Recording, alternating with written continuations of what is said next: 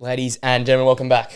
We're back once again for the Awares episode 72. Another configuration on the couch. Again, we've changed it. We're going to change every week now, it feels like. Tots is back from his Italian escape. Nathan's back here on the couch again, and I'm back here once more. And we've got a transfer, podcast to talk about. We'll see how we go. We'll probably end up talking about super teams from 1995 or something there as well. But we'll see how we go. A little bit more to talk about. Not quite as much yet. It's a lot of United and Premier League stuff. There's not much around the world of football to talk about. But I think as the episodes go on, we'll have more and more to talk. And as I said, just off air to the boys, we're literally 4 weeks away somehow from Prem, Liga and the lot starting, which is crazy because it feels like last night the Euros have finished. It's come by fast. We can get straight into it. Talk about the big talking point, which is Manchester United, and it's hard to avoid that on this channel half the time, and especially because they're making transfers galore. Lenny Euro for 62 million euros, Joshua Zertsky for 42.5 million euros. Ugarte and De Ligt agreed personal terms. Sancho's back. Obi Martin as well from the Arsenal under-18s has joined United now as well. Oh, really? He broke the record last season. So right now, Ineos are cooking. That's everything that's sort of going on right now. I'll hand the floor over. I'll give you all that info. Hand the floor over to you guys. Thoughts in general. Very positive. I think we had this discussion last week about the change in United, the different mindset that they've gone into this year with Radcliffe. I think the difference is, yes, many might say that, like Lenny Oro, we might have slightly overpaid. I think it's just how we've gone about the deal, though. Like, teams have overpaid in the past. I don't think that's necessarily the biggest problem. I think it's obviously how many times you overpay. For example, with like the Zerkzee deal, we obviously didn't overpay there. It was a release clause, just over the release clause to get it through, and I think so it was better payment terms. And that was definitely fair value. And we were fighting against other teams to get these players. I think that's the difference. In the past, it's been like United can only sign a player that we're the only team in for. Yeah. Because you'd overpay. Yeah. And we're still overpaying. Like, I think overpaying on players that you're fighting for, it's always going to be a little bit of a bidding war. That's always going to happen. But the concern in the past, I think, has more been like we would take 8 to 10 weeks to do one deal. Then there'd be a week left in the window to do any other scraps, and it end up being a couple loan deals or something just ridiculous because we're in trouble. And the first 2 match weeks have come past and we've lost both games, and it's like panic signings. Yeah. It looks like we're more prepared. Like Lenny Oro's already on pre-season tour. Yeah. We've already made 2 signings. We're already in for the next one. Personal terms already agreed with another 2. Yeah. Like, I think it's a lot more positive signs. It seems like we're doing what is now expected. I don't think we're doing anything special. I think it's just because as a United fan, we're used to the club being run so incompetently. Yeah. I think now that it's run to the standards of other football teams. Yeah. Like you got your Liverpools and your Arsenals as of late, and City, how they doing their deals. They find a player the coach wants, the management team wants, and they go and sign it. Yeah. Obviously, if you're going to ridiculously overpay, you go to the next one. That's fair. But they go find that player, and then it's like, okay, we're not going to celebrate too much this signing. We're going to go on to the next one. Whereas before, it'd be like, 20 days of shirts signing up. Oh my God, we signed Sancho. Then he'll do this. Then he'll do that. It was like, oh yeah, we signed Lenny Oro. Okay. The next day, terms agreed with the next one. It was like, not a big deal. On to the next one. Like, I think that was a real positive. Yeah, I'm low-key jealous listening to all this. I'm not going to lie. Like, when Liverpool not doing anything at the moment. Like, there's actual hope for United a month before the season, not the day of, because it's the new season. So, you guys are, you're cooking. Like, you've made 2 good signings already. And they're needed signings. They're not just adding on top of what you've already got. It's like improving. And they probably both start, I'd imagine. Well, that's the thing. And I think the biggest thing, which I think I saw somewhere, there's that we're not doing that classic, Casemiro's walking out day one with his shirt. Varane's not looking out day one with his shirt, at Old Trafford. They're actually there in pre-season training, getting around the squad. And then even Ten Hag can actually work with the players, not just sort of push him in there. Like Mason Mount, yes, he had a rubbish season, but he didn't get to do much pre-season work. It was a later deal. It was dragged on. And in the end, it was a really rubbish deal. At least you're getting these deals done. You get the players in there. And I think it's a positive because we're beating everyone else to deals. Like you said, like Liverpool haven't really done anything. Arsenal are struggling to get one deal done with Calafiori through. Yeah, that's taken outrageously long. That's been a long time. They'll ruin his career if he goes there. But he's going to become a full-time left back. Let's be honest. He ain't playing centre back. Well, does he even play? Oh, we can talk about it now. Do you reckon he even play? Like, they it's got just Timber. rotation. It's just Champions League's had a bit more depth. Yeah, a bit more depth. Maybe I think he can definitely take that left back position. He's played higher up the ground before in his career. Like they signed Timber last year for that Timber's spot. got to start though. Yes, I'm saying. Like the promise was Timber is a bit like Calafiori is versatile, but Timber is like the proper versatile. I know, but I think Calafiori is more attacking and is also defensive minded. Yeah, I'm not sure. Yeah. Don't get we me also wrong, haven't seen Timber in an Arsenal You think shirt, surely with his career progression that there's many top European Champions League clubs that he could go to and start. Why would you be going to start? First of all, why would you be going to be on the bench? And you're probably not even a backup centre back. You're a backup left back. At least that's what baffles me as well. How long has this deal taken and no one's gone in, just put in the bid and say, it's not that expensive. Like he's been good all year, Calafiori, and then he goes and has a Euros like he did. Like he had one mistake, but I wouldn't say that's a bad mistake. That happens. That happens. Yeah. But like surely Thiago Motta's trying to get him over Juventus. Surely. I don't get other teams as well. I don't get why we didn't go for him. Yeah. It baffles me that. Because he's the perfect signing for us. Even United, like, with Lisha being injured, I know we're on for De Ligt. But surely Calafiori, you get him over. I think the only thing with United would be is you probably couldn't guarantee start. That's like even Leverkusen as well, because they could lose two centre-backs. In the same way, you could probably guarantee him to start some position. It's just whether he starts centre-back or left-back. But he must have been promised something for Arsenal. There's no way he'd move. That's what I'm saying. I'm convinced he would have been promised left-back. That's strange. So Timber literally was bought as that's the missing I hole. think it's just rotation. No way he's doing that. You can't trust Timber. Like you don't know how he's going to come back. Tierney's always injured. He's already injured this season. He's not that good. Zinchenko's not good enough. So it's interesting. It's interesting though. Yeah, very interesting. They've had that now going for 2 weeks. Then Fabrizio, here we go to yesterday. We spoke about it when last 2 weeks ago. Podcast. Yeah. But then today I woke up and said there's more complication now with it's all this sell-on clause rubbish with Basel. Because Bologna is getting nothing. They're getting 20 mil for this signing. Because Basel get 26 or 25. They get more than 50% of it. So that's what they want some reimbursement from it. Because they're gone. Bologna have got no one left now. So he's gone. They might be relegation. Lost the coach. Lost the coach. You got the captain Ferguson's been injured with an ace. I think it was also Hummels is going over. Yeah.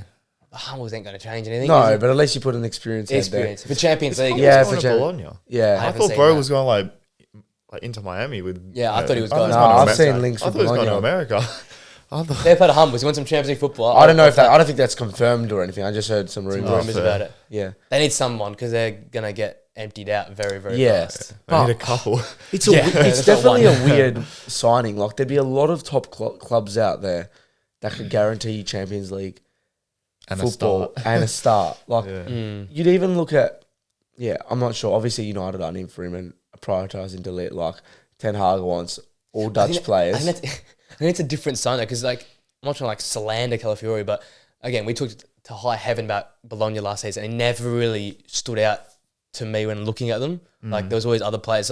He's still a great player and a great team, and did well for the Euros. But we've seen this story before, right? Where they're good, they're young, but they're really just unproven. And you chuck them into a team trying to win a title, team trying to win Champions Leagues. Yeah, he definitely might end up just getting faded in with the likes of Zinchenko on the bench. That's why I think for his career progression, why not stay in the Serie A and go to a couple more years, maybe a Juve? Yeah. There's surely Thiago Motta wants him. Obviously, Juve. I think it's the I price thing. He clearly doesn't then. Yeah. Nah, I think it's a price thing. Juve got no money these days.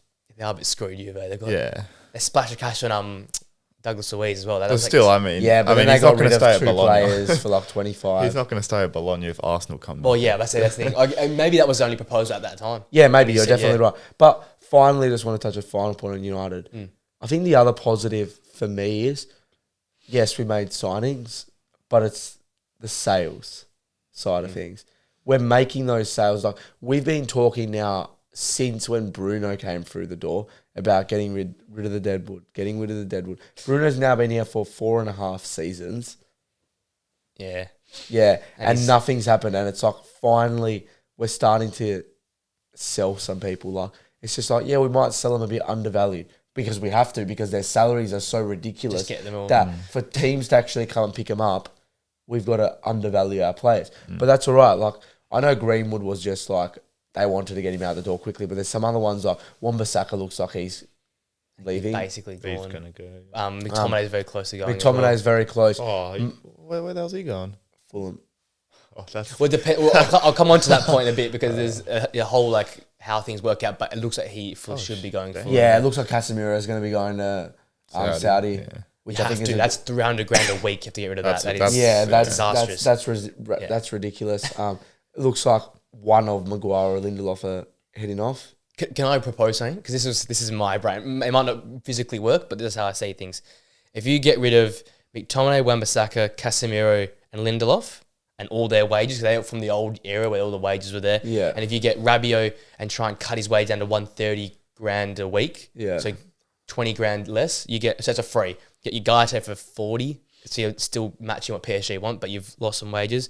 You pick up Delit for 50, so 5 mil less than what Bayern want. So you're still cheapskating a little bit. Is that some, like, would you agree with something like that? Losing all, like, you're losing 5 players. We still need a right back.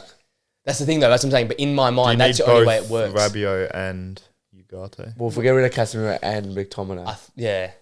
But then you're getting a lot of defensively minded midfielders in this team. Yeah. Because you've got Ugarte and you've got... But I think Kobe's progression is to play as an 8, not well, a 6. that's what I think. But does Eric want that? I don't know. But I think he does want that. Ericsson still hanging around, yeah?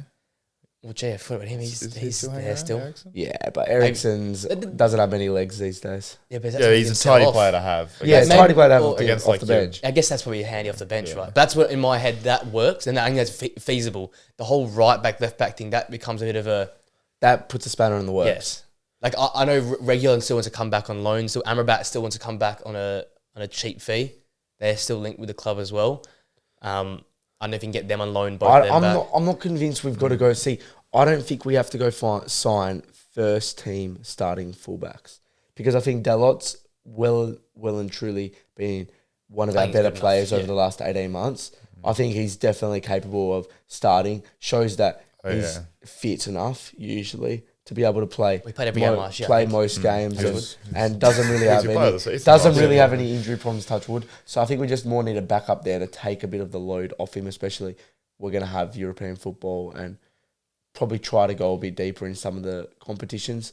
And then also a left back. Like, I think if Shaw's fit, Shaw starts. Obviously, probably the left back has to be a bit more competent as a backup than the right back because Shaw's injury history. You can't trust Malacia. We do need someone because like we ain't trusting Malacia. Bloke hasn't played a game for 18 months. And is he even at pre-season? He's doing his own pre-season at the moment. Carrington, he hasn't travelled with them. Yeah, he's not fit enough yet to travel with them. Great. But apparently he could be back in like 3-4 months still. 3-4 months. Like the 18 months before hasn't been. But no, at least I know the story now. It makes sense. Like the whole went to do surgery, didn't work. Yeah. Went conservative, didn't really work. Then went back to try and get it fixed, and now it's apparently fixed, isn't he? Yeah. But prayers for... Oh, definitely. Definitely. we don't have any depth in the fullback department. We're right now on tour with young Amass, I think. Harry Amass, I think, is one of the lads playing left back. So, yeah, we need someone desperately there. Because Luke Shaw, yes, he'll come back. But then, he's good for, 3 games and he's gone. But he makes a big difference, right? I would go sign a first team starting left back. Because remember, Shaw can play a few different positions if he is centre back if you need to. He played great centre back the year before. I'd be more inclined to go... So can Dallo as well. Dallo can go to left back. Dallo can left back basically all of our season. It felt like it done. Yeah, but I think... The left back is a problem though. Who's going to sign? Yeah, that's definitely there's always someone out there. There's someone, but I want him to be actually... We've got a few different signings we've definitely got to make, especially if we're going to get rid of some of these players. Because don't get me wrong, we've got to get rid of some of these players, but then we've also, for example, we've got to get rid of Wan-Bissaka. but at least Wan-Bissaka provides some sort of depth. I'm so big on De Ligt joining though. And now it sounds stupid because we've already got two centre backs that could start, but I think De Ligt Martinez might be like. I don't want to jinx him, but I think that could be like one of the best partnerships in the league. Again, it's that sort of level. Is De Ligt left or right-footed? Right. Okay. Imagine those two together. And we've seen how good Martinez was in the Copa with Romero.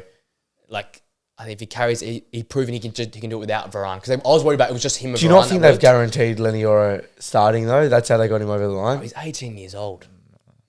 You got De Ligt. If De Ligt comes, of course, he's paid for Bayern Munich, Juventus. The guy's played like Ajax. 50 senior games. Yeah.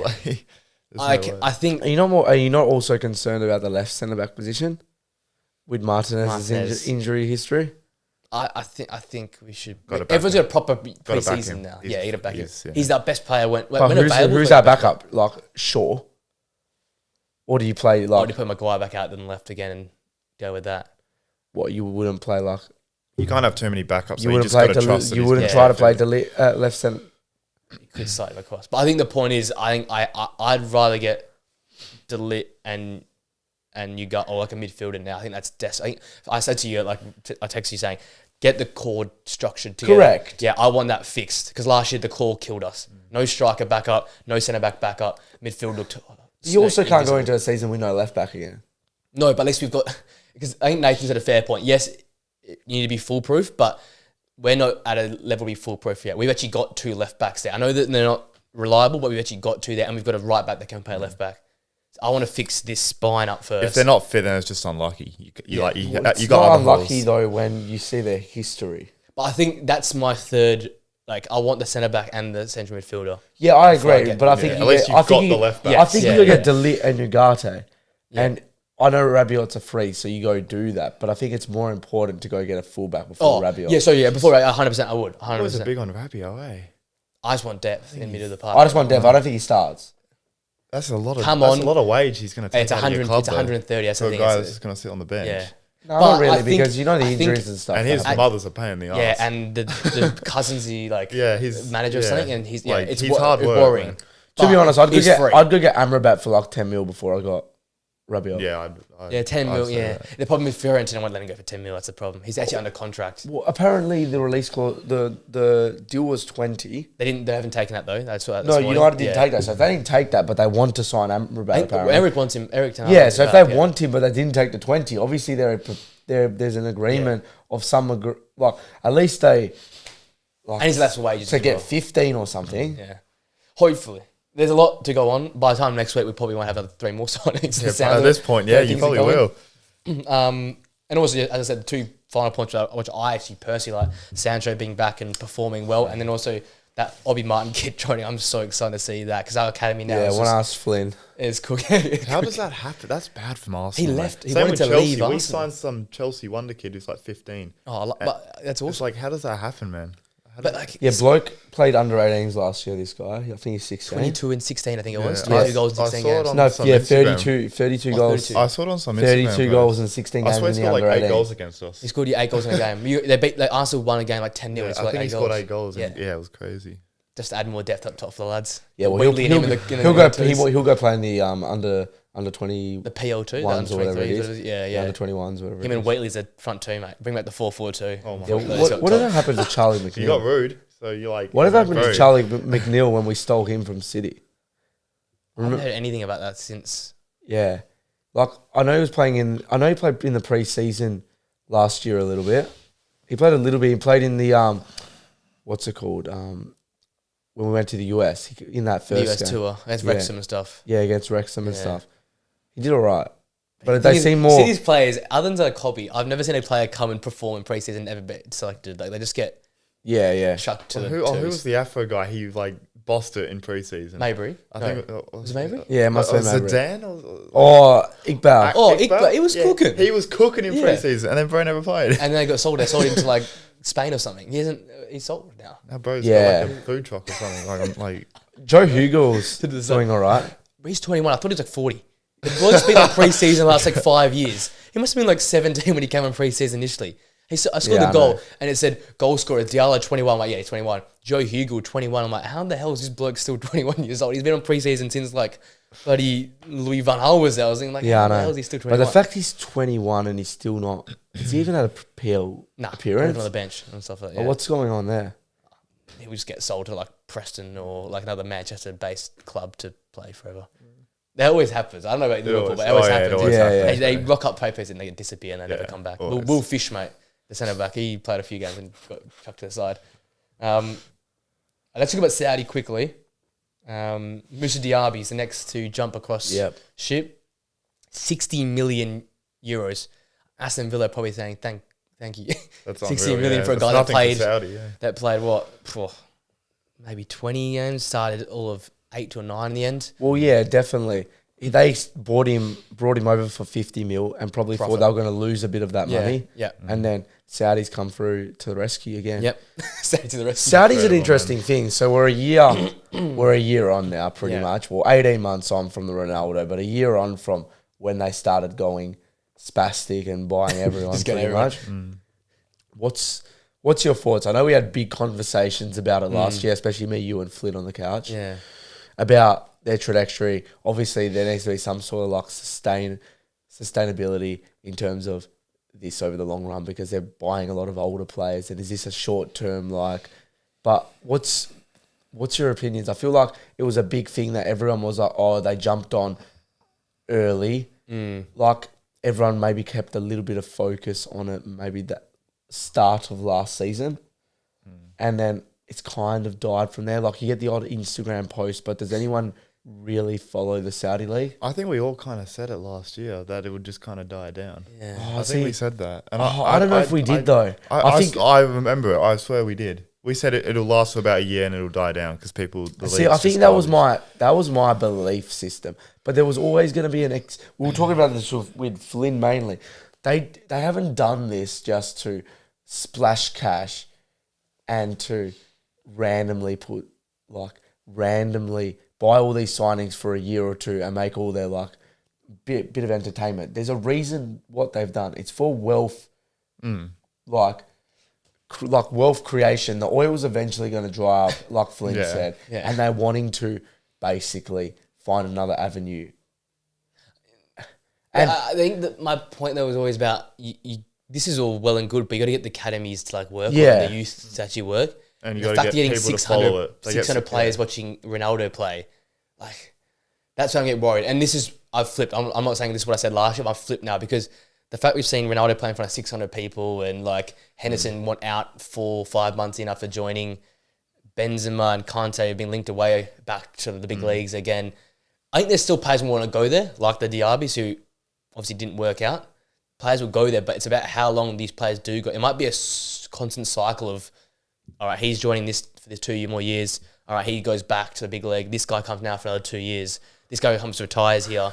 I think sustainability-wise, it might be if the money keeps pumping through, but if the money stops pumping through, then these sort of short-term, like, because I doubt Diaby will be there for more than 2 years.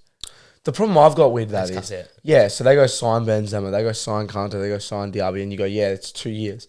But when they get rid of them, they're getting nothing back in return. That's the problem, and they're taking all the wages. Like, yeah, that's a big problem. No one's going, like, don't get me wrong, there's a couple clubs, like even maybe like a Bologna now that have lost, that would love to have Benzema up there as a bit of experience in the Champions League. But Bologna ain't going to spend more than 10 mil on Benzema right now. Yeah, and that's it's the point. It's not even paying him, it's the wages. They wouldn't even consider it. It's ridiculous wages they're all. His wages would be more than the entire club's worth. No, but that's just my point. Like, I'm just now a year on thinking I thought they would have, or at least put in people's minds an idea of where it's going. And I'm like, where is this actually going? I think we're still at the same point. I think they've already peaked. Yeah. In terms of the caliber of player that they can get. I think we're at the same point as last year that we're still wondering because, like, Edison's still linked to St. Al-Ittihad. Obviously, Diaby's joined. Like, rumours continue to circle around De Bruyne. So, obviously, they're still trying to get it in. But I think we're at the same point as last year. There's no difference to last year. We don't know actually how it's going to work because I think for me, at least internally, as I said, I want to see how the next gen come through. Because Saudi, like, is actually, as a football nation, it's not, like, they're ranked in the top 30 or 40, I think, in the world. Yeah, so it's not like a bad footballing nation. But I want to see like the next 18-year-old break through that league, play a season there. They get come to the La Ligas or the Premier Leagues. That's when the league will be flourishing. When you get players that come up through academies or clubs and get shipped off, that okay, this league maybe is self-sustainable because your outgoings can match your incomings. But I think we're not going to see that for 5 to 10 years. That's what I'm saying. So I think I'll forever be a bit... Is it even going to be something in 5 to 10 years? Like, I think the whole idea was like 2027, 28, get a team in the Champions League. Like, that will happen. Yeah, that'll happen. Now, by the way, money's king. Yeah, but to be honest, I thought that would happen as well, but it just seems to be dead at this point in time. Well, they're 12 months in. Like, they still need to build a foundation to start off with. But they've got decent players in that league now. And the problem is no one's gone to watch it. But then players are like 30. No one's interested in it. I think right now, what we're discovering, as an overall, the players can only do so much. It's about the willingness for just to engage with audiences. That's not the player's job. That's just, I don't know, the league official's job. That's, I don't know, promoter's job. The thing as well, do they have good players there or do they have big names? That's the difference. They've got players that are at the end of their, like Benzema. Well, it's not just that. It's also players players can be good players, but it depends if they want to turn up. Like, if you're going to Saudi, why are you going to Saudi? You're going for the paycheck. Yeah. So your mindset's already not in the right place. Like, maybe there's a couple of people for religious purposes that might want to go to Saudi and finish their career there, and it's maybe a little bit better. There is a couple, maybe. No, that's obvious, Yeah, and that can be a pull. But, like, 95% of the people that go in there, at least, probably 99 to be honest, are going there for money purposes. Yeah. And the moment, like, you're going over, you see them on a smaller scale with United, like with United giving ridiculous pays to, like, Sanchez and stuff. Sanchez didn't really want to go to United. He went to United because United offered him $400,000 a week. Yeah, true. Yeah. There is still young players. Like, I'm sure, is Jota still there? Jota hates it. He's left. He's left now. Well, where's he gone? I swear. No, I think he wants to leave. He's been like pushing to leave because he didn't even make their like squad or something last year. I think he didn't even make like their. He was like the best player in the Scottish incredible. League, and he then was linked to rumours back into England and then made the wrong decision. That's the thing, though. I guess you risk it, right? Well, I think as an older player, it doesn't really matter. Like as a Benzema, like I'll get my pay. I've had my 4 Champions Leagues. Yeah. I've won my La Ligas. Jota was the first one. He was like what, 23, 24, 22, 22. Yeah, that was the first one. I was like, whoa. That's what I thought. But that's why I just think it's like. Well, that reminded me more like of an Oscar type deal. Yeah, China. Yeah. When it's similar pattern, isn't it? The warning signs are there for them, but I think they're not that like. They're not that idiotic. I think it will go on at some level, not a bad level, at some level. But I think the glory and what everyone thinks it might want to get to, I don't think it'll ever get to that exact height unless academies push. I suppose only time will tell. Yeah. But yeah, I'm trying to quote it. Yeah, but it doesn't look as promising as it did, I would say, 12 months It's not going to be as quick as I think anyone. I think the 5-year thing is a push. It might be a real 10-year project. 10, yeah. And then, as you said, there's the money keep ticking over for the next 10 years. We'll have to. But then you've also got other problems, I think, that arise from it. You go look at, like, Al Nassr and all the bigger teams. They've got no local talent coming through. European players. Is that just going to be like, oh, now we're just neglecting a little bit of our local talent for a couple of years, and they might have, like, this massive hole in their national team and stuff that causes other problems. Well, that actually will be interesting to see actually if they do drop off the international team, because it's on a rise. It's broken into the the last World Cup they were actually incredible. Weren't they were actually entertaining to watch. They were coached well. They played well. But you're right. They beat Argentina. Yeah, exactly. They made the villain of. They made Messi turn to villain mode and go and win the whole thing. It's actually more of a valid point. Does it go the other way around? Does the lack of playtime? Well, yeah. One actually, yeah. Because they're actually a really, really dangerous team. So that's one thing you don't want. Your national. And then you are screwed. Then the league is screwed. Because if your national team aren't performing, no one's going to watch them. Is that more important than the academy stuff, you reckon? Well, the academy stuff will make the national team good because... But does it go hand in hand, the fact that, what's like the chicken or the egg sort of thing? Like, is it the national team to ruin the academies or the academies to ruin the national team? Like, there's an argument for both. So. Yeah. I think that's a good point. I think the national team is a big deal. Well, it's just interesting. Obviously, the lower teams at the moment are still going to have the national team players playing through them. The difference between like the wage bills from like the top to like the mid team, crazy. It's like four teams, all government owned ones. Yeah, they're like billions of wages. It's just like a couple hundred. Yeah, it's just I don't know how you go about it. It could be better as well for those national team players, the lower players that are playing against higher quality, elite level players. Yeah, because I suppose you're still going to have those players. There's still going to be enough Saudi Arabian players playing in the league. The problem you're going to have is it's going to be harder for players to break into teams and get first team football. Yeah. And like, it's not like you go in Europe and you go, oh, we'll just chuck him out on loan. Like, where do you really chuck a Saudi Arabian player on loan? Getting on loan at Saudi, that's crazy. That'd be nuts. Where do you play? Yeah, maybe down to the A-League. Come to the A-League, Sunday mate. league Come on to a the mud or A-League. something, yeah. Come play for Perth Glory. We'll take you in a heartbeat, mate. Come to Glory, please. Jesus, Yeah, so very interesting. We'll keep tracking it. I think that might be the foundation stone of this podcast. I think everyone's tracking at this point. Going a bit abroad quickly. Russia Dortmund. A lot going actually. They lost 4-0 last night to some randoms in Everyone's like losing Thailand. in pre-season. Yeah. They signed Guirassy for 17.5 million euros. So Stuttgart lose another player there. But I was just thinking about it yesterday when I was at work. I was thinking like they've got a lot of strikers. They've got Donjo Marlin, Nicholas Fulkrug, Bakoko, Haller, now Guirassy, and also I guess you can say Adiemi. So that's like 6 centre forwards or forward Adiemi options. and Malin are surely wingers. You'd think wingers, kind of. But I've seen Malin off the bench for Fulkrug up top. But, we can know Adiemi would eventually become a centre forward. You've got like 6 centre forward options. There's a chance for a team to maybe snatch up one of those forwards. I know if I'm a club around the place for championship football, I'll be trying to get Fulkrug. They're both getting on a bit as well. Like they're not exactly. If you're looking for like a clinical striker, it doesn't have to be first. Like I think I imagine this sounds ridiculous, but if like an Arsenal that had wanting this clinical centre forward, I think Fulkrug is a great option just to put the ball in the back of the net. I thought Guirassy would be that guy. I thought, but the fact they've brought him in, obviously Fulkrug then goes down the pecking order as an older forward. Yep. Arsenal's or I'm trying to think about like others. Like even in Spain, there's like a Spanish team like Atleti wanting Morata's gone. Like he feel like he'd fit a big team in Champions League football just to put balls in the back of the net. He scores goals. I think the thing is, new manager comes in.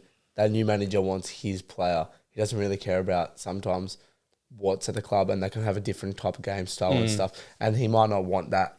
Like obviously, everyone wants a clinical striker, but he might want a bit more from his striker, and he might be like planning to let some of them go. I'd be in the camp that's saying that some of them are going to be sold or loaned out or it's just something along those lines.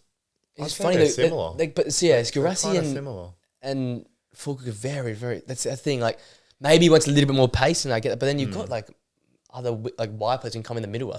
I think. Yeah. But you got 6 centre forwards now. It's a lot, and you can't beat the Farmers in pre-season. Like they've lost Hummels. You lost a lot of experience, especially throughout the Bundesliga season. Like we were talking about their defense was horrible. Exactly. You thought the defense you reinsure first. I just hope the Champions League didn't paper over the cracks a little bit. A bit like Tottenham when they fell off. Yeah. And then like you got like a new manager as well after all that happened. Yeah, that was I can't believe he didn't get sacked. He just kind of mutually agreed. That's a code. Yeah, but that's which is strange. He took him to a Champions League final. He came second in the league on the final day of the year before. They lost their best player that they've had in generational type player in Bellingham. I just think it's so hot. I think they're in a bit of a stinker spot at the moment. Like you lose Marco Reus, you're like your inspirational leader as well. Like they ended it so well, but now it's like, what happens now? Dortmund feel like they are always so close to getting something. Yeah, always. And then we'll just go dig the other way. Like it's like, they lose a player, or they just They've just always been that team that looks like they're always about flipping players more so than being good on the pitch. I know, yeah.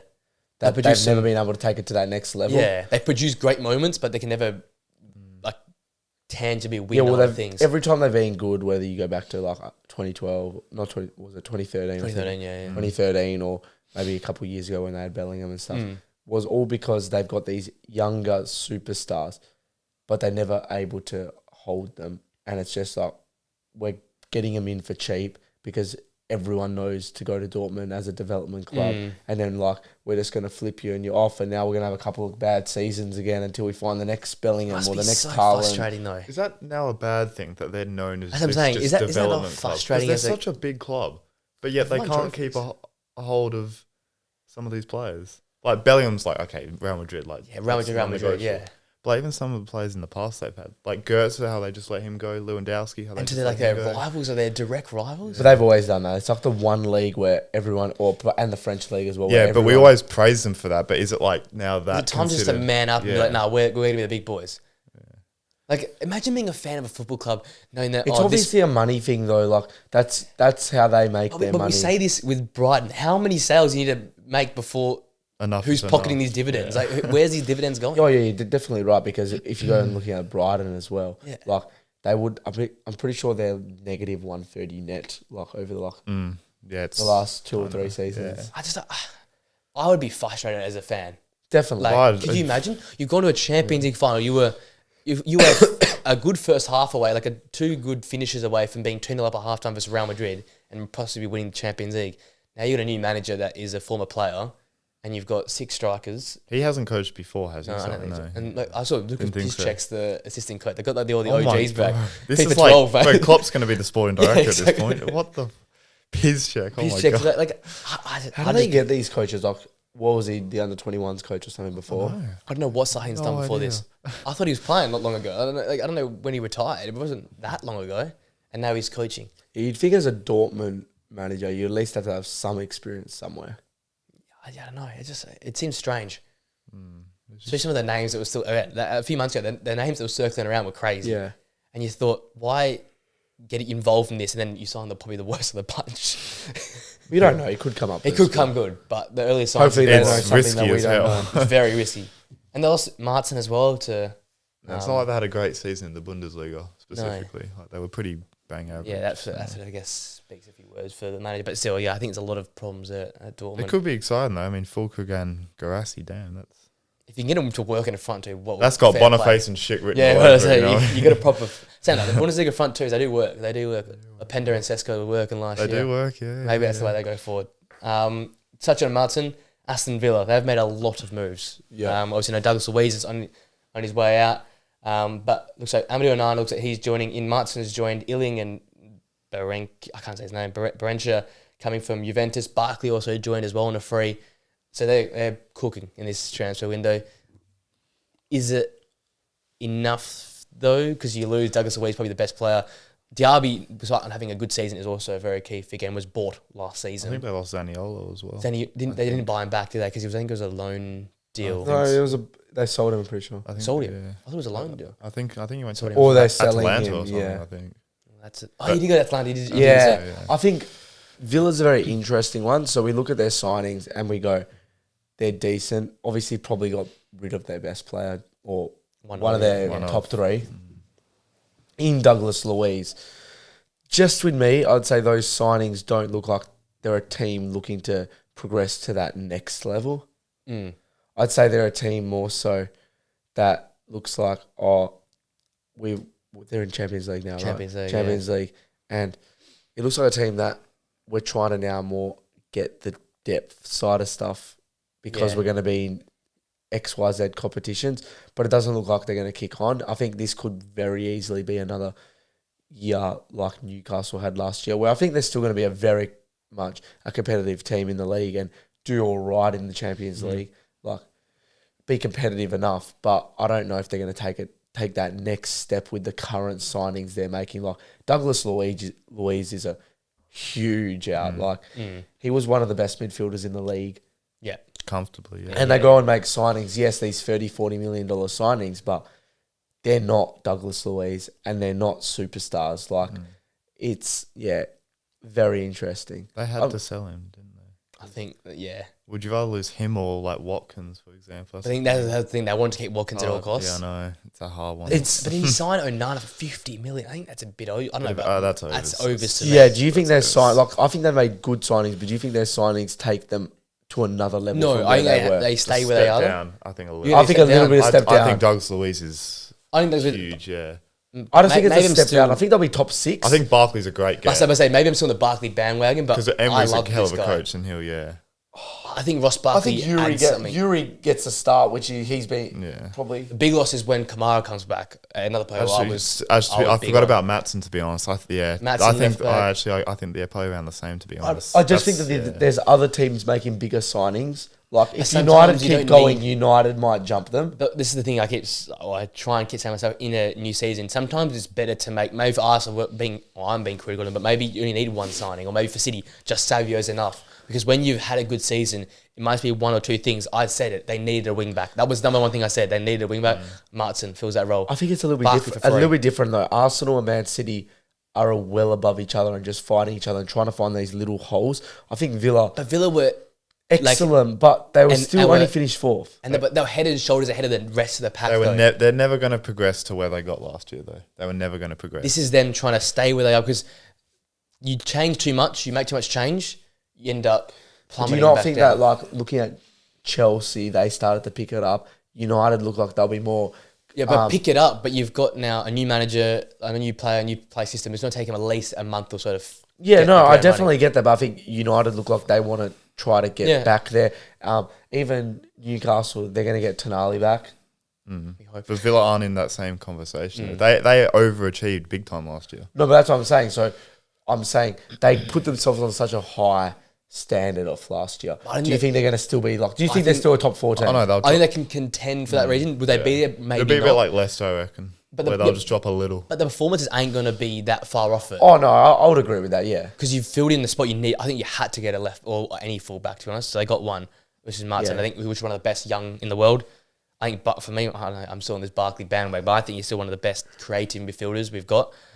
When Kamara comes back, we saw the difference. Kamara not being there had in the end of their season. They were a bit all over. But when Kamara comes back alongside McGinn, Tillemans and Barkley, however you formulate that. Yeah. It works. Morgan Rogers was coming to his own coming in the season. So at least you're not losing the players that were there. Emery's got his same squad back, added a few pieces there, spiced a few things up. Onana comes in for a bit more depth in midfield. You've got Barkley adding depth in midfield. I think you might need another forward, the fact that Diaby's gone. Yeah. And obviously the two UA boys, I think, are attacking midfielders or central players. I think you might need another forward, but he does like this whole winger and like number 10 playing on the left. Like he was playing Rogers on the left. That's why Diaby wasn't playing because he was playing his like number 10. McGinn was playing the left sometimes. So he doesn't really like playing like a left winger on the left. So maybe they're fine with just the team they've got. They push Barkley out to a left forward and they just play like that. Yeah. I think this will be all right. But yeah, as you said, it could be a bit like Newcastle, just because obviously the format of the Champions League's changing as well, so more games. Yeah, that's going to be a big thing. But Emery's just a hell of a coach. That's why I back him. Good in Europe, good with squads. Yeah. Gets the best of his he did it at Villarreal. So, and that's the submarine exactly. That's half the team. It feels like half the time, with power. What else would we talk about? Rabiot, obviously looking like, but I've heard this morning AC also into that as well. So be interesting who gets him and who wants to do, as you said, with their family relations. Who wants to deal with his wages? His mother, his wages, and his cousin as well. That'd be interesting. PSG. I feel like it would be wrong not to talk about PSG. Victor Osimhen's still very, very slow negotiations, but that's it's slowly working. And João Neves as well. This is PSG is holding everyone up at the moment because it's a whole domino effect. If Neves goes there, then they can sell Ugarte to United. You got to get someone United. They can move on to Delit moves to United. Then Tar can go from Leverkusen to Bayern Munich. There's right now PSG holding everyone up. So whenever this gets sorted, it will sort things out. Who would have thought PSG? Yeah, look at them holding everyone else up. And then for Napoli, I've heard Conte wants Lukaku and Kulusevski at Napoli now to replace. Lukaku will happen if Osimhen goes. So there's all these dominoes that need to fall for it to happen. But like Osimhen joining PSG, like I feel like that's not the biggest sidestep.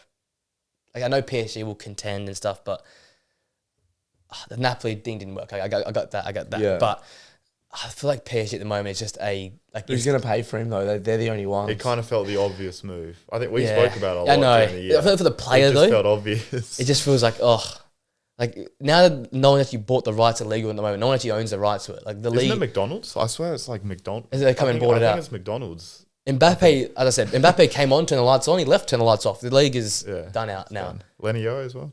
Yeah, I'm saying like, I guess Osman, I know that's the only one who wants to pay his wage and to pay the fee, but it just feels like such a sidestep. They're not going to win the Champions. The team's too young. No one else is going to pay. Nobody cares, right? No one's going to pay for him. No. So. It's just such a... And PSG are the only ones that have the money at the moment. We'll end up paying 200 million for the both of them combined. It's crazy, man. How old is he? 19? 20? Never's in 19, I think he was. He was linked with United, but when I heard about 100 million, I'm like, oh, hell no. Yeah. I think they're the only team, though, that, like, who's spending 100 million on Osman? Yeah, no one else. No one's even spending 100 million on a striker. No. Yeah. Well, Arsenal haven't paid for any striker. That's what I'm saying. Full cook's there for them. You would have thought maybe Arsenal, but 100 take that a lot. Yeah, but that's taking that next step. That's the next step. That's the next step. That's like the only signing they really need. Yeah, like it's after Declan Rice's 120, whatever it was last year. Yeah, it's a bit timid. Like Arsenal have never been known to be spenders, right? They've never really been that club, and maybe for me it was the decision to take. But I guess I'm not the one with reading the financial statement coming in the season, so I don't know how that all works. was the one. But he obviously resigned. Yeah, and I think it was smart not to get him because he had a bit of a stinking tournament with Appendix just carrying them through. He's making them look good. But yeah, so that's PSG holding everyone up right now in the transfer market, but that should hopefully sort itself out. Final two are big points. Bayern Munich winning, as I said, Jonathan Tah. But again, that's all down to if the league gets sold, and also Xavi Simons, who's your boy, my personal favourite. They've already signed Paulinho as well, and obviously Elise. So the whole, new gen here at Bayern Munich's alive. I know we talk about them a lot, and you were big on a new start, fresh faces. And it looks like it might happen if all these guys come through. Do you reckon they're taking the right steps? I think so. I think Elise and Paulinho are the right pieces. I still think they need to sell a little more. To be honest, get rid of like the Deadwood if he doesn't want to move him. Like just get rid of them now. The Simmons one, I don't know. I would love him to go there, but it's fun. Like a loan, like I don't know. Well, yeah, it's now looking like a loan with the option to buy, but then Bayern Munich want the buy, like definitely. But I don't think PSG will allow the buy options. So it's a bit like the last thing I'd want to see Xavi Simons play for PSG. Yeah, I know. That's the last thing I want. Well, it's just mad that he's even like not going to be playing there. I don't think he wants to play for PSG. I think that's what he's actually. I don't think PSG want him to play there at the moment. It's mutual. Just sell him. It's mutual. Yeah. Get a bit what do you get for him at the moment? 40 mil, 30 mil? I think it's more than that. I think it's 60. 60, 65. I mean, he had a good tournament. He had a great year at Leipzig, I think. Yeah, he was up there in the Player of the Year. He was in everyone's team of the seasons for Germany. I think he'd be around the 65, 60 mark. And the thing is, I said it's a lot about this guy. He's been that guy who popped into the scene as a young kid and has remained in the scene. I think that's fair play. Like Odegaard disappeared. Odegaard disappeared for a bit. Like no one knew where he went. And I don't know if I agree with that necessarily. Bro, he was at Sociedad. He was just like Odegaard. Yeah, not. I'm saying Xavi Simons was at Barca, kind of was expected to be this next big thing into a lot longer than people expected. I mean, longer. He's still like 21. Yeah, but he didn't that longer. But he didn't really pop into the scene. Like he didn't play for PSV until he was 19, 20. Like, and then he didn't really. That's not bad, He's 21 years old. And if you're talking about 19, 20, that's what Kobe Manu's just done at 19, 20. But it's a bit different. Kobe Manu came straight through for United at 18, 17. He can do something for like for Barca. Got his contract terminated. I think the point is though he had all this hype like Odegaard. Odegaard went missing for 2 or 3 years. Simmons might have gone missing for about 6 months. Yeah, and he went to a top 10. He's been to a top 10 every single country. He's been the PSV's a second place team in the Netherlands. He was at Barca as a kid. He went then to PSG, the top team in France, and then went to Leipzig as a top 4 team in Germany. And now could potentially be into the best team in Germany in Munich. Yeah. And he's still 21. Is it just Bayern that's in for him? Leipzig are in for him as well, but I don't think they can reach that deep in their pocket for Sesko. That's the problem. I'd love to see him back at Leipzig with Pender and Sesko up top again. But it's probably the next, like he needs the next. He needs Bayern, right? Yeah. Could you imagine like him, Elise, like Tell, it's a young core of just flair players. Probably they need to get rid of a couple. They got to start getting rid of like Sane and Gnabry. But no one's linked to. I don't know. No one wants him. Who would want Sane and Gnabry? That's what I'm saying. But they're the deadwood now. They've aged a bit. They've had their injury problems as well, which hasn't helped. Yep. Even like guys like Coman, like you can't sell them. Coman's still there. So like, No. they're good I think for a Kimmich is the one. I think they've. Half a game. Yeah, I mean, only because I want him. He'd be perfect at Liverpool. What's the thing? Is Liverpool in for anyone? Heavily? But I wouldn't link to no one. It's really strange. And Salah looks like he's Kimmich he's is like staying. the perfect player because he's played right back before. If Trent pushes up, he knows exactly how to cover tuck him in there. But Salah looks like he's staying. So yeah, apparently, he's gonna Are stay. you happy about that or not really? Would you? I'm happy about it. Oh, it's easy to say that You said now. this last time. It's so easy. It's so easy to say it now. I wouldn't have sold him last year. I wouldn't sell him this year. But one thing you don't do is not get him a new contract and run it out. You have to get the contract done. So even Trent, you have to get a contract done. The Real Madrid thing's. I'm looking at next year, to be honest. Yeah. But like if he keeps going the way he's going, I'm never selling him. He can retire at Liverpool as far as I'm concerned. This is what I said when Flynn was on. Flynn was like very defensive and you had to sell him. But at this time where it was all being talked about, Liverpool were competing. And he was in the top 3 players in the league. I reckon Saudi still give him, especially like. I'd take 100. I think Saudi will still give him 80, 100. I think, So why would you not let him go for that? How many good years can he give Liverpool? Maximum 18 months, I reckon. But we're talking about... And you're going to have a new manager. You're going to take a year to get into stuff. Yeah, no, I know that, which is why I would right now buy... I don't get why we're not looking at like a backup, like a youngster to come through. We're talking about one of the greatest right wingers to ever play in the league. Yeah. Like I get players get old and stuff, but his numbers are still outrageous. Yeah, his numbers are still outrageous, but he's probably going to give you one like amazing year left. He's got one. That might win us a trophy. I'd take that. Yeah. I just don't think it does. Nunes ain't ready. Gakpo, finally our coach is hopefully going to play him in his natural position. you'd hope. Diaz is like 50-50. Jota's injury prone, probably our best forward. I just don't think it.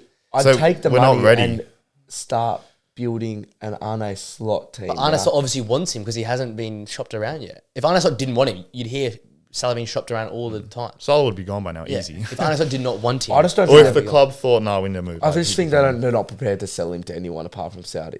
Because I agree, I wouldn't sell him for 50 mil, which probably other clubs... Thing is, I would sell him for 50 mil in like 3 years' time when his legs are fully gone, when you know he's cooked. Yeah. I'd sell him 50 He's not going to get... No one's offering him 50 Saudi mil in 3 years. For the name, they will, I think. For the whole, like I said, for the whole religious background, like Egyptian link. Yeah, maybe, but... He will go for 50 mil when he's like 35. Yeah, you're maybe right, but I just think that right now, clubs would be struggling to offer him 50 mil. If you walked into the Liverpool office and you're the new manager and you know what's happened over the last few years... I would be. It's like the Ronaldo thing for the Portuguese managers, and I get it's easy to say he's sitting on a couch in Australia, but if you go into the office and you see a team running around downstairs and you think, "Oh, we've won this trophy for us the last 5 years. Who's been the guys won it all for us? It's been like this dude." I would not dare sell him unless he wanted out. If he wanted out, And what annoys me, and I always stick by it, like why do Liverpool need to sell for money? Like.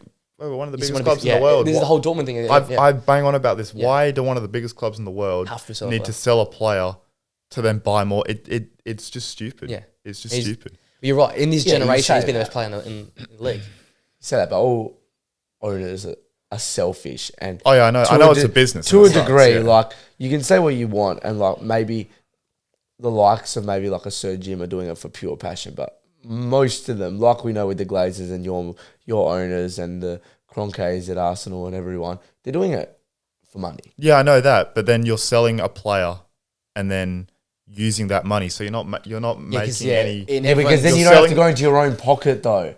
That's what you don't get. So, in this day and age, you probably have to. No matter what happens, anyway. Yeah. Yeah, but you're going to go 100 million less into your own pocket. I think that the iron's still hot. With Liverpool, like they're still there. I don't know. It's dwindling. It depends who they sign.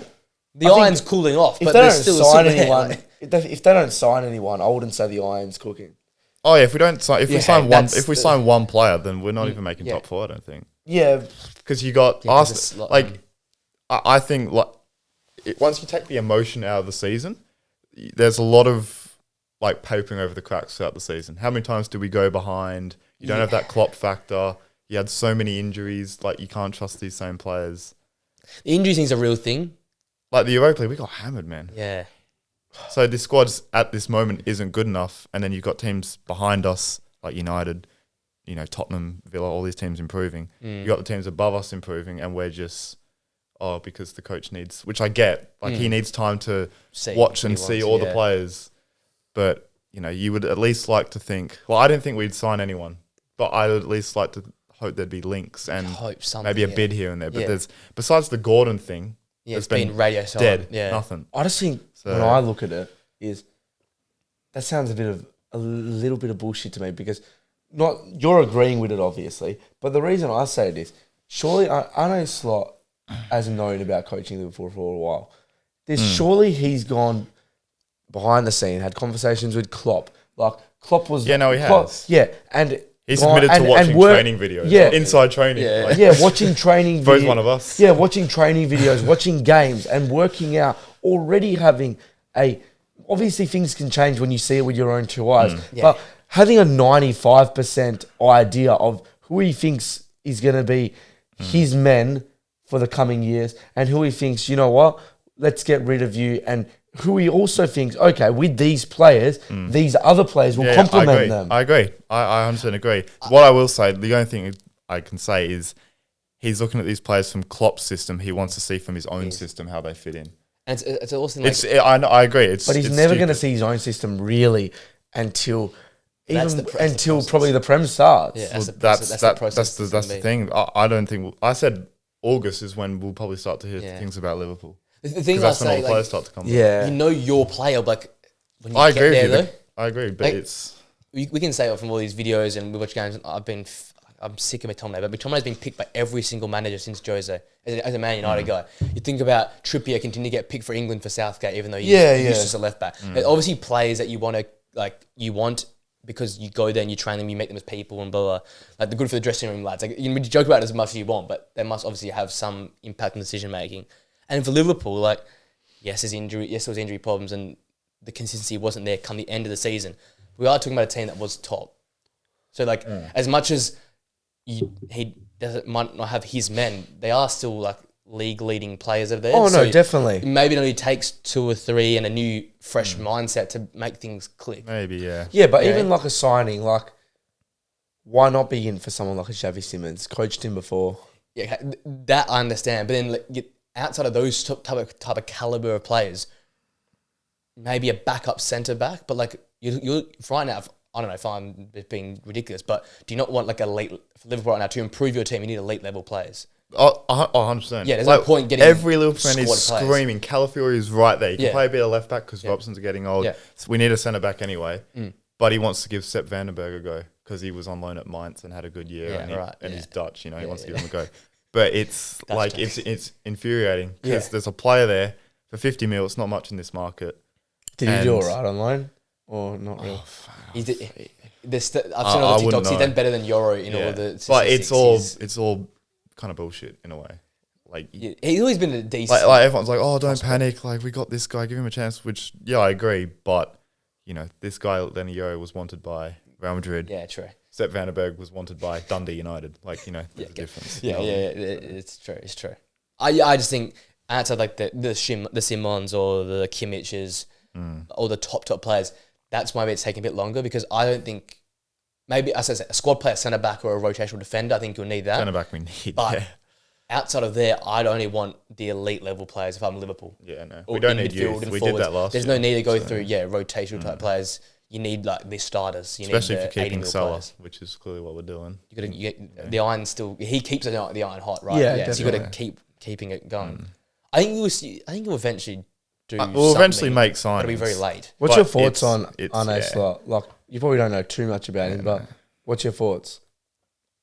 Look, it's hard to tell because you watch an inside training videos. You're like, oh yeah, it looks good, but I mean, I don't know. I won't know till 10 games into the Premier League season. Match day 3. I haven't watched PSV play and these teams. I haven't watched. I've seen videos and people break down. There was a guy in his press conference that said, "Oh, you play like a 4-2-3-1." He was like, "Oh, are you sure? You should get a different someone better to analyze how I play." So I don't know. I don't know. Honestly, I'm excited by it because it's a new coach and you got to back him, but you just don't know. Yeah. That's the simple Match answer. day 3, mate. The ball classic is going to go off. Him and Ten Hag on the sideline. I'm scared, man. Abuse being sprayed from the sidelines. Bold managers, 20% of the competition now, I think it is. Match day 1, we got the first ball classico between Maresca and Guardiola, and match day 3, what is going on versus Eric Ten Hag. I expect Arteta to have no hair by match day 10. He'll shave it off. He'll shave it off to join the lads. That'll be every manager at this point, yeah. That's basically that. Anything? Let's just chuck. I'll chuck a rogue question. Any rogue shouts here before the season starts, and then we'll see transfer wise, match day 1 wise, anything rogue you think will happen between now and then. I really chuck you on the spot here. Oh wow. Need a day to think about this. Think that one. Oh my god. Shall I give you some yes or no? Did Nico Williams join Barca? Yes or no? Yeah. Yes. Yeah. He's definitely gonna. He was crazy. Yeah. He's freak. He's so good. Kimmich, does he stay at Bayern? Yes or no? Oh, that's a good one. No. No, he goes. Yeah, I think he stays. He stays. And the third one. Who's a third player that is going to be a difference maker? De Ligt. Yeah, does De Ligt stay or go? No, he goes. He goes to United, yeah. Oh, happy days, and if you go see does Osimhen go? There you go. There's one for you. No. Does Calafiori go to Arsenal? I think he does. Yeah, in about 10 weeks. But yeah, I mean, genuinely serious. I don't reckon it happens until maybe next week. That's a weird one, yeah. That'll happen because no one else wants him, apparently. I've got a feeling that might not happen. You reckon? Really? Yeah. If this works out, TikTok is going on. Would you pay like 55? Because I think they want extra money. That's why it's not going through. Would you take the extra like 10 million or whatever, 20 million? Yeah, if they're not going to make any signings, which doesn't look likely, then you may as well. Even if they were, not pay like 50. Yeah. Like I think you're in the window. You could look at the team you got. Just pay. Arsenal paying 40. I think they're paying 40 million euros. Would you pay 50 million euros and just pay the extra 10 mil just to keep Bologna happy? I thought it was just contract stuff. Though. I don't know. I think it's interesting if they're the only team fighting for Calafiori, which it sounds like I wouldn't be paying that extra 10 million to keep Bologna happy, because what Bologna got to understand is no matter when they sell him, they're going to sell for half either way. So it's irrelevant. But if there's other teams in the fight, they're fighting for Calafiori, then yeah. But I would also think if there's other teams in the fight, and other top teams, Calafiori would prefer to go there. Like, do you really want to be going to like London from Bologna, where it's beautiful weather? Genuinely. London from Bologna to sit on the bench. Yeah, it's a strange one. It's a really, really... And he might start, but again, then Timber's going to be unhappy because... And everyone's idea was, Timber's going to start. Yeah, I thought Timber was destined to start. I think he still is. Yeah. I just think it's just... He's a great player. Just because of the amount of games, I just think but, it's just... Yeah, they've got to be promising him something.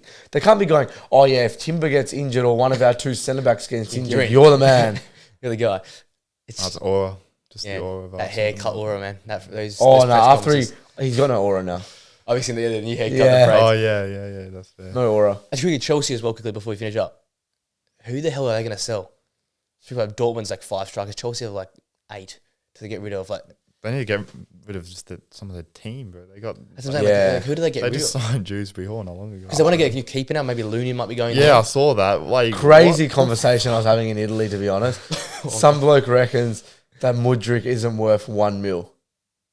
That's ridiculous. 1 mil? 1 mil. They were blokes on crack cocaine, man. You know what?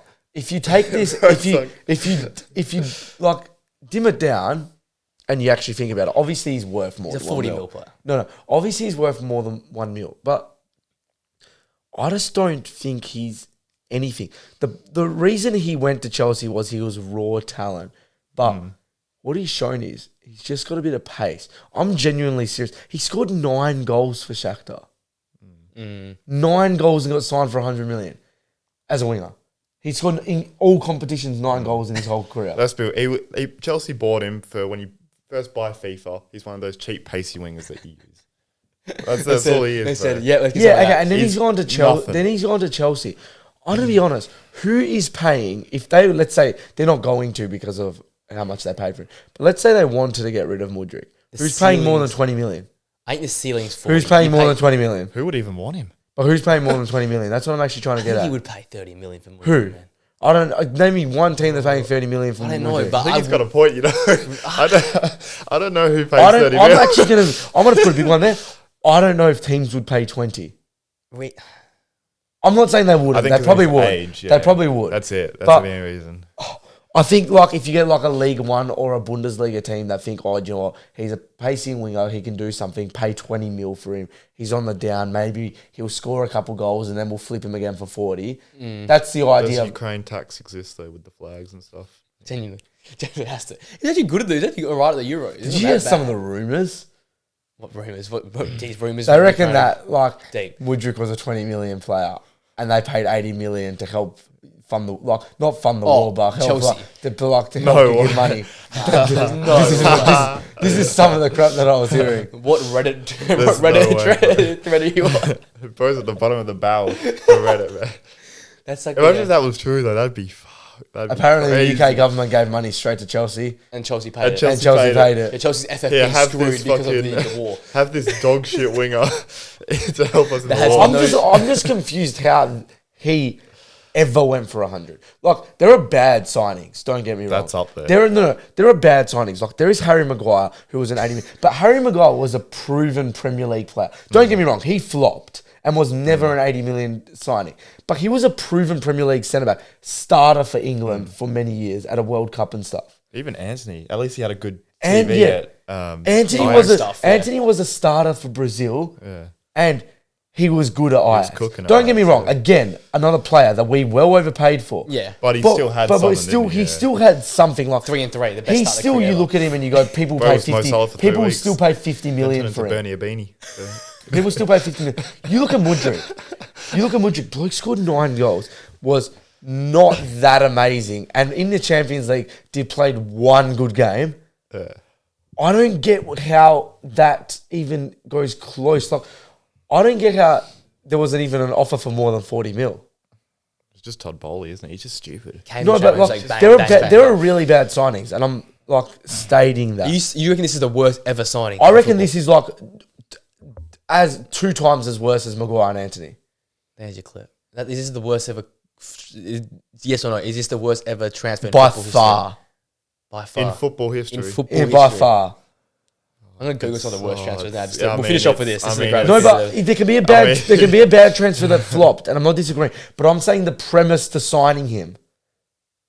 Yeah, it's insensitive. It's ill-sensitive. Whatever the word. No, like I'm saying, Maguire was United wanted a centre back and overpaid quite a bit for him. I think it's worse as well the fact that Arsenal were going to pay 80, and that was considered an overpay, and yet they still I think it probably is. Again, though, even with Arsenal, like, I'm completely confused where you're even getting 80 from. You go look at Anthony and you go, the Dutch league's a well-respected league. He played for Ajax, who's a well-respected club. Played in the Champions League and cooked a bit in the Champions League.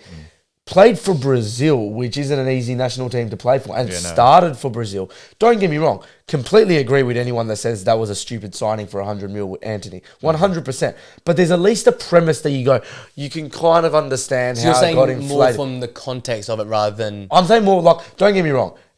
There's other signings that would flop as bad as MUDRYK has flopped. You can have seen some of the lists here is actually quite. Don't get me wrong, like, but I'm saying if you line them all up before they went to their respective club, I get that point of view. Yeah, it doesn't. But what if this season he goes and scores 5 goals and has 5 assists, or like 8 goals and 5 assists? Then Tots will retract it, won't you? No, I'm still not going to retract that the premise to signing him. Yes, it's that much. It's premise. Yeah, okay, yeah. The actual reason to sign. I agree with that. Yeah, I'm not understanding it. Like, I understand. There's a lot of signings that I look at and I go, they're ridiculous signings. Completely ridiculous. Chelsea must just hate their academy. They just buying these like. But they've done something before. Yeah. You got to at least like have done. Even those players that we go, oh, it's international tax from a tournament. At least they did it at a tournament. At least you go, you know what? They showed something in international football. They showed something at club football. They showed something in the Champions League. What did MUDRYK show? MUDRYK was 19 and showed some raw pace. He did it in a rainy night. This is better than Flynn's monologue on Bernardo Silva. This is incredible. He did it. You cooked. That's actually facts, man. I'm just confused, and I'd love to know your perspectives on it. But what are you looking at MUDRYK and go, yep, that warrants even close to 100 mil? No, that makes. He did nothing in his whole career. Yeah. That's like. I would have a bigger premise for giving Anthony Alanga 100 mil after what he did for Man United. Yeah. I'm going to be genuinely serious there. Probably did, yeah. Well, Anthony Alanga at least scored a couple of goals for Manchester United in the Champions League and for United. Yeah. And he went for 15 mil to Nottingham Forest. Mm. And you're telling me that... It is Todd Bowley tax, eh? It's like added another 50 million on. He's just, But it's only 50. I wouldn't even buy MUDRYK for 50 back then. Arsenal bidded like 60 initially. That was the initial bid. But yeah, going back, I don't think any club would offer him more than 20. Fair enough. And you can clip that all you want, but I'm convinced. I'll take 30. Because I'm not sure if you can name me a club. I don't think I can, but if Preston FC, I'd buy him for 30 mil. I'd buy him for 30 mil. You'd buy him for 30 mil? I could. Come back to this when he wins the Golden Boot this season or something. Come back to this moment when he's paid 30 mil for him. You could buy Amad Diallo right now for 30 mil. I'd buy him, obviously, because he has 2 feet, but MUDRYK's 1-footed. That's the problem. No, but you could buy Amad Diallo for 30 mil, those type of players for 30 mil, and you're telling me... How many goals has he scored for Chelsea? Do you know? Like, is it goals double digits? The assists, I think, are not that bad, but the goals were... No, but you know what I'm saying? You could probably buy Amad Diallo now for 30 mil. I would rather buy Amad. And Amad at least has showed some stuff. He has showed stuff. I'm paying 100 mil for him. Serious? What did he get? Chelsea. Here we go. I think there's a lot of players. So 5 goals, 2 assists last year in 30 appearances. I don't know how many starts, but yeah. Okay, I got a genuine question. You know Irakunda there. Why did he not go for 100 mil? Genuine question. Because I reckon they would have showed the exact same amount in their years before. And at least Irakunda played for Australia and cooked a bit. 70 million euros with potentially... I don't know if I'd go that far. But the fact that Irakunda went for 3 mil... Backfoot merchant, man. Bro. I don't know if the fact that Irakunda went for 3 mil and he's going for 100, that is insane. I'd be going, if Irakunda went for 10, I'd go MUDRYK for 20. I'd go 50% of what... So if Irakunda went for 3, I'd go MUDRYK for 6. Damn, bro. Who from Ukraine hurt you, man? Yeah, you fucking hate MUDRYK. I know he's shit, but damn. Well, on that note... So, I mean, he's got a point, though. Getting cancelled this week. On that point, Antonio's going to the... No, he's bang on, though. He's bang on, so... Fair play. No, maybe I'm just too nice. I'm too much of a nice guy. Just don't know what he's done. Yeah, he has done. What he did to warrant $100 million. I know that initially, I get that. But I think he's not been bad last season. He was alright. I don't think he's of Premier League quality. That's how bad I think he is. I don't think he plays for a relegation team. Would Bro win Championship Player of the Season? No. Yeah, that's true. The streaks won't pick up this Championship Player of the Season. That's that, I think. That's that for this week. Bit of waffle.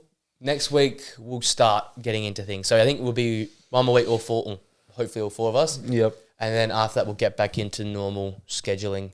We'll do Premier League prediction stuff. We can do some other league prediction stuff. Yeah. And then we start again. We got to just crack the thongs, get back into it, head down. I'm not going to do opening day watch song. We'll do something on the first week in terms of a watch song. I can't do United though because I'll be too nervous. Yeah, I don't want to do Ipswich Liverpool. Okay, so we won't do that game. We'll sort out some game on a Sunday. We can do it. We'll do a Sunday evening game. I definitely will be here. We'll sort something out like that. But when's Chelsea City? Is that that's sort of be a Sunday game? Sure, we'll do something like that. Yeah, I think that is like Monday exciting things coming. Finally, some content and context to have conversations, not just McCollum MUDRYK slander for 45 minutes. Hey, it was good. No, it wasn't even slander. That's a YouTube video in itself. I don't know. It was factos. It was been away. He was on an airplane for 20 hours. He was thinking about something. He's like, MUDRYK. MUDRYK's really pissed me off. You know what? I hate him. It was facts though. No, he wasn't wrong. I don't disagree with any of it. There's more about to come, ladies and gentlemen. If you are new, if you are new, welcome to the podcast. Thanks for the subscriber the last few weeks.